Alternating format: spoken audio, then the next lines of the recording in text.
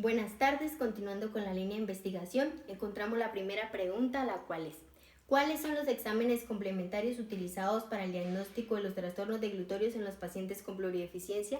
Quien le va a dar respuesta a esta pregunta es quien les habla, Ingrid Juliet Salamanca Caballero, de octavo semestre. Mi bitácora está compuesta por resultados, análisis y discusión, recomendaciones y referencias bibliográficas.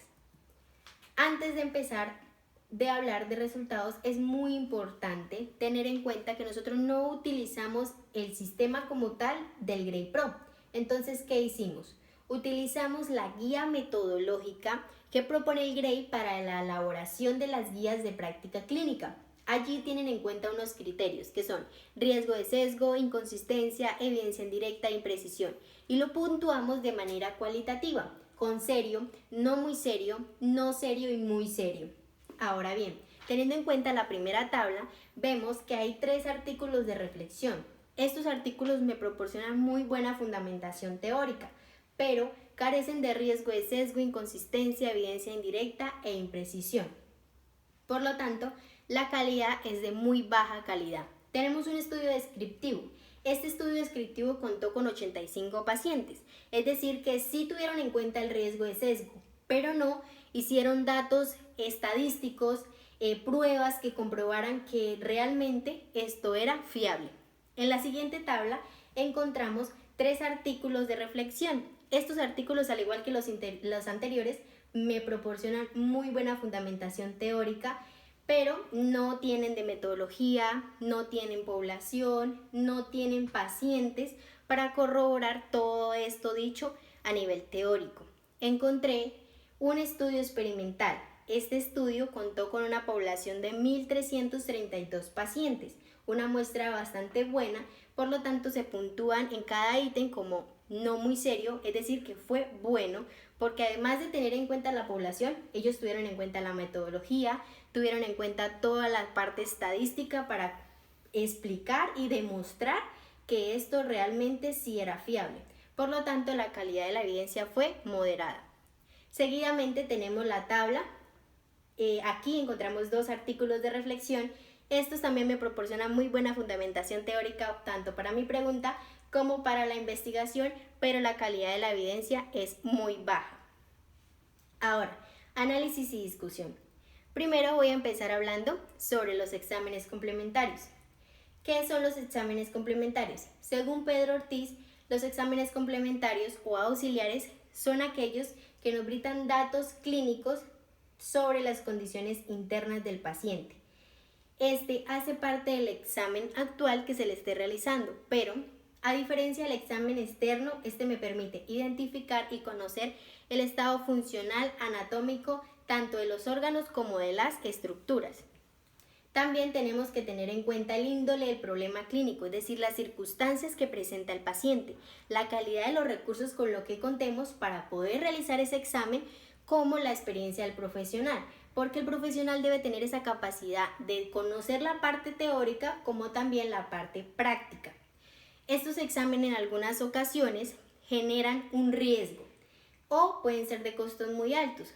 Por lo tanto, es muy importante que a la hora de elegir qué examen complementario vamos a hacer con este tipo de población, se tenga en cuenta criterios precisos como riesgo-beneficio y costo-beneficio.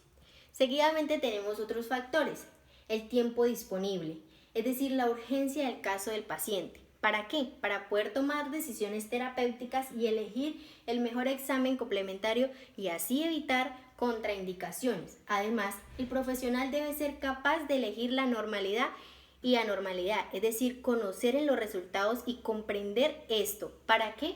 Para poder detectar el tipo de disfagia, si hay alguna lesión o daño a nivel anatómico y a nivel funcional. Es muy importante retomar de nuevo el concepto de disfagia. La disfagia es esa dificultad de los alimentos para deglutirlos correctamente. Y sin esto pues me provocan una alteración a nivel orgánico o a nivel funcional. La odinofagia, que es ese dolor a nivel retroesternal. La penetración, que es una impactación laringea. Entonces, por lo tanto, tenemos que esto ocurre cuando el bolo alimenticio entra en la laringe a la altura de las cuerdas vocales. La aspiración es cuando el bolo alimenticio se desplaza por las cuerdas vocales, entra en la tráquea y me provoca infecciones respiratorias, o sea, consecuencias muy graves. Y por último tenemos el globo histérico.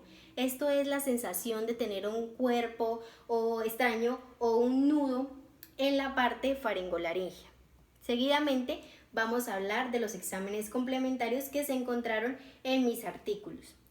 Tenemos el primero, que es la videoendoscopia diagnóstica de la deglución. Esta se realiza por una fibra óptica a nivel de la vía nasofaringea u orofaringea. Esta es flexible y me permite evaluar la deglución tanto anatómica como funcional. Además, permite evaluar las fases de la deglución, las válvulas, los senos piriformes, si hay retención del alimento, si hay un estancamiento del alimento, si hay estenosis y si hay granulomas. También es muy importante y muy buena. ¿Por qué? Porque se puede realizar desde todos los grupos de edades, desde niños, desde los primeros días, hasta adultos. Además es muy práctica, económica y de fácil acceso. ¿Por qué? Porque es económica. Y nos dicen algo muy importante y es que se puede utilizar con pacientes con múltiples deficiencias. ¿Por qué? Porque hay pacientes que también tienen alteraciones neurológicas o también con pacientes que están en UCI, pacientes hospitalizados o que se encuentran en cuidados en el hogar. Aparte de todo lo que evalúa este examen, también se puede evaluar la parte motora. ¿Cómo? Se realiza una fuerza en los músculos faríngeos realizando una contracción.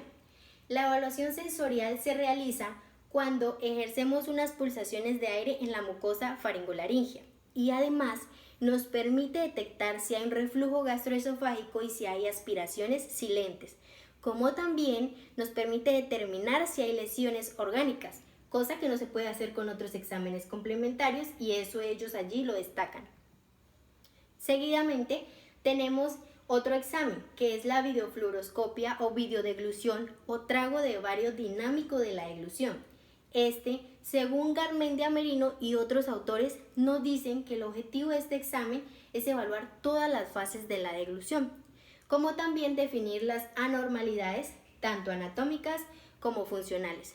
¿Para qué? Para mirar cuáles son las causas de los síntomas que presentan los pacientes, como también tienen sus consistencias, que van desde el líquido al sólido pasando por el semisólido. Además, evalúan las posturas y las maniobras compensatorias. ¿Para qué? Para poder mirar los logros o retrocesos de los pacientes. No es una prueba rutinaria porque es una prueba cara, a diferencia de la otra que pues será económica. Entonces, este examen me permite observar el comportamiento, pero ya dinámico de la deglución. ¿Y cómo debemos realizarlo? Entonces, el paciente debe estar en posición sedente con la espalda recta lo más posible. Si nos encontramos con un paciente que está en silla de ruedas, se debe tomar la posibilidad de realizarle el examen. Si nos encontramos con niños, no importa que estén en los brazos de la madre o del cuidador. Y cuando se encuentran en la sala de rayos X, es muy importante que el paciente lleve un delantal plomado y un collar protector a nivel de la tiroides. ¿Por qué? Porque esto lo protege de la radiación. También aquí se administran viscosidades y volúmenes, esto con un contraste radiopaco. El contraste radiopaco son sustancias que se administran a nivel de la vía oral, rectal y endovenosa. Esto entonces se le administra ese espesante y los volúmenes son 5, 10, 15, 20 centímetros cúbicos. Las viscosidades son líquido, néctar y pudín. Y cuando vamos a evaluar sólidos blandos lo podemos hacer con una galleta o con un pan impregnado. Pero es muy importante consultar con un profesional del área de nutrición para saber si el paciente es factible darle estas viscosidades y estos volúmenes. Como ya lo dije anteriormente, esta no es una prueba rutinaria porque es cara. Esta, con lo que tiene que ver con la endoscopia y la exploración clínica, se conjuntan y allí me dan un diagnóstico y un tratamiento de la disfagia orofaringea. Algo muy importante que nos dicen es que se pueden aplicar con pacientes que tengan alteraciones cognitivas pero que sean leves o bajos. Es decir, que si nos encontramos con un paciente que tiene una alteración cognitiva grave o severa o moderada, no vamos a poder realizar esta prueba. y pues contar siempre con el profesional para saber si el paciente es apto y no tener contraindicaciones. El siguiente que encontramos es el ultrasonido. Este se propuso como una técnica alternativa de la radiología. Entonces me permite la delineación de los tejidos blandos. Es un examen flexible y adaptable y este me permite imágenes tanto del plano coronal como el plano sagital. Tiene un rango de consistencias que van desde líquidos a sólidos pasando por el semisólidas. En esta no existe un puntaje que me estandarice los resultados, entonces el profesional debe tener la capacidad para comprenderlos. Seguidamente tenemos la manometría esofágica. La manometría esofágica se hace por vía nasal, entonces esta va a permanecer allí por unos sensores que se extienden desde la hipofaringe hasta el estómago. Entonces, esta es una técnica muy eficiente para el diagnóstico de los trastornos motores esofágicos, además que permite identificar alteraciones que previamente no han sido detectadas, como cuáles, como un espasmo del esófago distal o como cuando encontramos un esófago hipercontráctil. Bien, y también nos permite identificar con precisión la contribución tanto del esfínter esofágico inferior como del esfínter esofágico superior. Seguidamente tenemos la resonancia magnética. Este examen evalúa exclusivamente el sistema nervioso. Define alteraciones mínimas de los tejidos blandos que anteriormente no se han evaluado en otros exámenes y se utiliza para el diagnóstico del mecanismo de la deglución, como alteraciones del sistema nervioso, de los pares craneales y de la motilidad esofágica. Entonces, ¿cuál es el objetivo de todos estos exámenes? ¿Cuál es el objetivo de evaluar? Primero, pues debemos identificar la causa. ¿Cuál es la causa de ese paciente?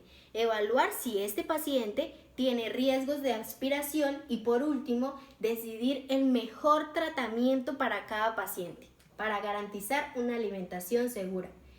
Entonces, teniendo en cuenta todo lo dicho anteriormente, relacionamos ¿cuál es el mejor examen complementario para este tipo de población con múltiples deficiencias?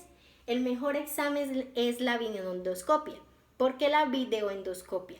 Porque esta es de bajo costo, además que evalúa exactamente todas las etapas de la deglución, todos los órganos, todas las estructuras. Esta me permite hacerlo y aplicarlo en personas que tengan alteraciones neurológicas, también con pacientes que se encuentren en UCI, o sea, en diferentes entornos, pacientes hospitalizados, pacientes que se encuentren en el hogar, ¿sí? Y es muy variado en las edades. ¿Por qué? Porque puede ir desde niños hasta adultos. Entonces, mi recomendación es que según la evidencia recolectada, se sugiere utilizar este examen complementario de la videoendoscopia para la población con plurideficiencia, dado que este brinda un costo muy bajo para que sea de fácil acceso y además nos permite evaluar las veces que sea necesario.